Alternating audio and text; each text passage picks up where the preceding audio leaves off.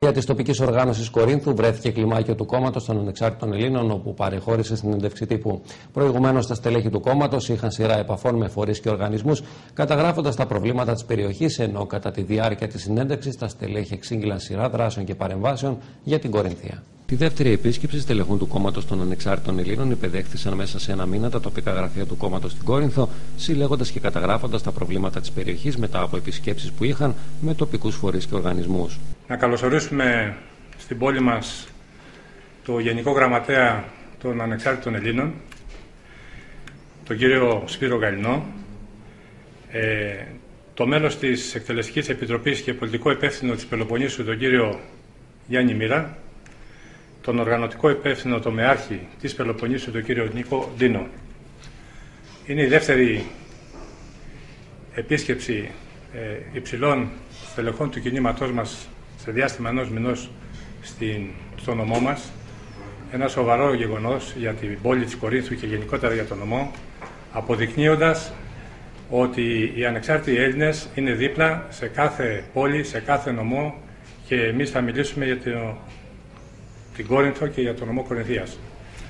Εμπράκτος έχουμε αποδείξει ότι με παρεμβάσεις της συντονιστικής μας επιτροπής μέσω πολιτευτών, βουλευτών και στελεχών του κινήματος έχουμε δώσει σε προβλήματα σοβαρά της περιφέρειάς μας λύσεις τις οποίες δεν μπόρεσαν να δώσουν για σειρά ετών, δεκαετιών ίσως, τα εκλεγμένα στελέχη, βουλευτές, υπουργοί που έχουν διατελέσει, που έχουν περάσει από τον νομό, των δύο πρώην μεγάλων κομμάτων των συγκυβερνούντων σήμερα κομμάτων της Τρόικας.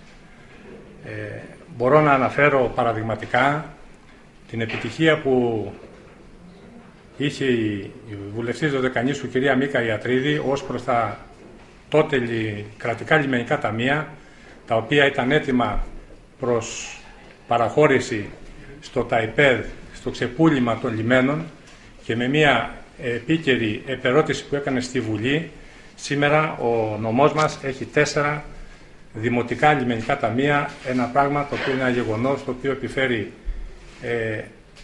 όφελος οικονομικό και κύρος στο νομό μας. Μπορώ να αναφερθώ στα προβλήματα που αντιμετωπίζει η διόρυγα της Κορίνθου εδώ και αρκετά χρόνια, από την ενοικίαση που είχε γίνει κάποτε και σήμερα έχει επανέλθει στο δημόσιο, στο Υπουργείο Οικονομικών, ένα στολίδι παγκοσμίου φήμης, το οποίο είναι εγκαταλελειμμένο, έτοιμο προς κατάρρευση, έτοιμο προς προς εκποίηση ή οτιδήποτε άλλο. Επίσης η κυρία Ιατρίδη έχει κάνει σχετικά ερωτήματα στη Βουλή, έχει παρέμβει και ο πρόεδρος μας ο Πάνος ο Καμένος, και το πρόβλημα της Κορίνθου είναι σε ένα πάρα πολύ καλό δρόμο από ό,τι μαθαίνουμε, και πολύ σύντομα ίσως έχει ένα αίσιο τέλος. Ένα άλλο πρόβλημα το οποίο έχουν επιληφθεί οι ανεξάρτητοι Έλληνες μέσω του κυρίου Τέρενς Κουίκ, βουλευτή Επικρατείας, είναι ένα θέμα το οποίο απασχολεί τον Δήμο Λουδακίου και Αγίων Θοδόρων, μια οικονομική διαφορά της τάξης των 10 εκατομμυρίων ευρώ που έχει ο Δήμος μας με την επιχείρηση της Κλαμπ Καζίνο Λουδακίου, στην οποία είναι μέτοχος κατά 16%. Είναι ένα κεφάλαιο το οποίο έχει καταχραστεί ίσως η επιχείρηση του καζίνο και έχει στερήσει αυτό το τεράστιο ποσό από το Δήμο, ο οποίος Δήμος είναι σε χρεοκοπία σήμερα. Αυτό το έχει αναλάβει υπεύθυνα, όπως προείπα, ο κύριος Τέρενς Κουίκ, ο βουλευτής μας. Είναι ένα θέμα καυτό, ένα θέμα που δεν τόλμησε ποτέ κανένας να αγγίξει, και όμως εμείς το φέραμε στην επιφάνεια και σήμερα είναι στην Βουλή. Έχει κοινοποιηθεί σε 5 συναρμόδια υπουργεία, εκ των οποίων τα 3 έχουν απαντήσει, και απομένει να λάβουμε απάντηση από το Υπουργείο Οικονομικών και το Υπουργείο Τουρισμού. Αυτά παραδειγματικά για να δείξω και να ακουστεί το πόσο η κοινοβουλευτική ομάδα των Ανεξάρτητων Ελλήνων και γενικότερα όλοι τα θεσμικά όργανα του κόμματος, του κινήματός μας, ενδιαφέρονται και ασχολούνται με τα προβλήματα του κάθε νομού, της κάθε πόλης, γενικά της περιφέρειας. Στο κλιμάκιο που ήρθαμε σήμερα από την Αθήνα στην Κόρινθο συμμετέχουν ακόμη συναγωνιστές μας, ο κύριος Δημήτρης Μπίσαλας, ο οποίος είναι ο γραμματέας του οργανωτικού, και ο κύριος Γιώργος Ιωαννίδης, ο οποίος είναι ο γραμματέας κινητοποίησης. Απλά το αναφέρω, όχι για να επισημάνω την παράληψη του Προέδρου, δεν ήταν ασφαλώς και δεν ήταν.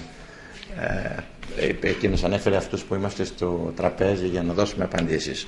Απλά εγώ ήθελα να δώσω το στίγμα μας ότι σε προσλήπη, θα έλεγα, των διαπλεκόμενων μέσων, οι οποίοι προσπαθούν με τα μανίας να παρουσιάσουν προβλήματα στις τάξεις των ανεξαρτήτων και ότι φθήνουμε και εξαφανιζόμαστε σταδιακά, μην παρουσιάζοντας τις θέσεις, μην παρουσιάζοντάς μας στις περισσότερες των εκπομπών τους.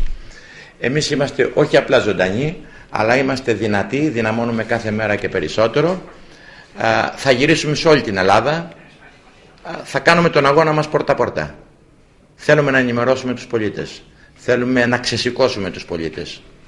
Αυτή τη λέλαπα που αντιμετωπίζει η πατρίδα μας πρέπει να την αντιμετωπίσουμε από κοινού, όλοι μαζί, ανεξάρτητα από περιχαρακώσεις κομματικές, ανεξάρτητα με το τι πιστεύαμε ως χθες. Σήμερα το πρόβλημα είναι πιθανότατα στην πόρτα μας ή στην καλύτερη περίπτωση στη διπλανή πόρτα. Αύριο θα είναι και δικό μας πρόβλημα, να το ξέρετε. Οπότε όλοι μαζί πρέπει να παλέψουμε. Ο αγώνας που δίνουμε είναι εθνικός, δεν είναι κομματικός, και σε αυτό το πατριωτικό κάλεσμα που ξεκίνησε πρώτος ο Πάνος ο Καμένος και οι ανεξάρτητοι Έλληνες έχουν θέσει όλοι οι Έλληνες. Ανεξάρτητα, επαναλαμβάνω, με αυτό το οποίο πίστευαν ως χθες. Έτσι λοιπόν είμαστε εδώ με τους εκλεκτούς συναδέλφους και συναγωνιστές που παρουσίασε και ο πρόεδρος και οι ίδιοι θα σας μιλήσουν, οι οποίοι έχουν αναλάβει και την εκπροσώπηση της περιοχής σας,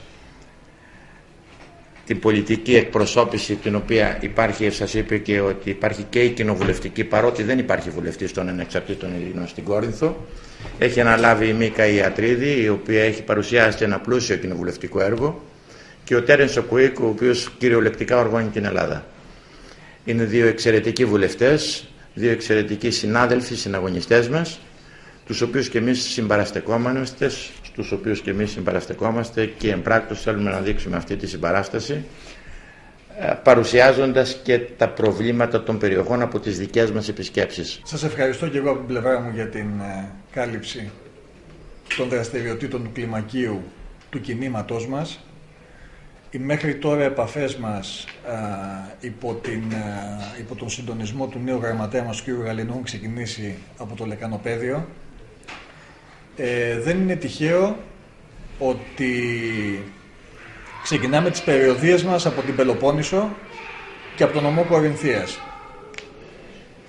Δηλώνουμε το πολιτικό μας παρόν στο νομό σας και στην περιφέρεια. Δεσμευόμαστε να είμαστε πολιτικά παρόντες κάθε στιγμή, κάθε μέρα, δίπλα στο λαό, ο οποίος αντιμετωπίζει μια κλιμάκωση των προβλημάτων που προκαλεί μνημονιακή πολιτική. Θα ξέρετε σίγουρα το Λεκανοπαίδιο Αττικής έχει μετατραπεί σε μια τεράστια παγίδα ανεργίας και κοινωνικής εξαθλίωσης. Ήρθαμε να μεταδώσουμε το πολιτικό μήνυμα ότι αυτή η ζωφερή κατάσταση σιγά σιγά θα αρχίσει να εξαπλώνεται σε κάθε νομό της ελληνικής περιφέρειας σε πολύ μεγάλη κλίμακα, σε πολύ μεγαλύτερη από ό,τι βιώνουν το πρόβλημα οι τοπικοί πληθυσμοί αυτή τη στιγμή. Οι πιεστικές συνθήκες κάτω από τις οποίες έγιναν οι εκλογές του 2012 δεν μας έδωσαν τη δυνατότητα να έχουμε κοινοβουλευτική εκπροσώπηση μέσα από την περιφέρεια και μέσα από τον νομό. Αν και η κυρία Μίκα Ιατρίδη και ο κύριος Τέρενς Οκουίκ κάνουν μια άριστη δουλειά προς αυτή την κατεύθυνση, και βεβαίως σπουδαίες υπηρεσίες έχουν προσφέρει και οι τοπικοί μας εκπρόσωποι εδώ, με πρώτο τον κύριο Μαρίνη, τον επικεφαλής της συντονιστικής μας, και βεβαίως θέλω να κάνω μια ιδιαίτερη μνήα στο ζήλο και στην αφοσίωση και των πολιτευτών μας. Αυτή τη στιγμή είμαστε μια συμπαγής πολιτική δύναμη, θα είμαστε καθημερινά κοντά σας. Δεν είμαστε μια αντιμνημονιακή πολιτική δύναμη η οποία χρησιμεύει σαν ρουλεμάν απορρόφησης πολιτικών κραδασμών από την πολιτική αυτή η οποία εξαθλιώνει τον ελληνικό λαό. Αντίθετα, είμαστε ένα κίνημα, μια πολιτική δύναμη ρήξης με το υπάρχον κατεστημένο της φαυλότητας που μας οδήγησε στα σημερινά δεινά.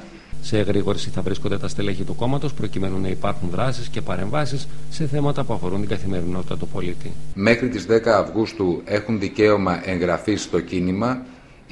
Στο πρώτο δεκαήμερο του Σεπτεμβρίου βρισκόμαστε σε μια εσωτερική διαδικασία εσωκομματικών εκλογών για να αναδείξουμε και στις τοπικές κοινωνίες πλέον τις εκλεγμένες συντονιστικές επιτροπές. Και με αφορμή τη σημερινή επίσκεψη αλλά και την επίσκεψη του Προέδρου πριν 15 μέρες θα έχουμε συνεχή δράση και ενημέρωση για όλα τα ζητήματα στον νομό, τόσο τα οργανωτικά όσο και τα κοινοβουλευτικά.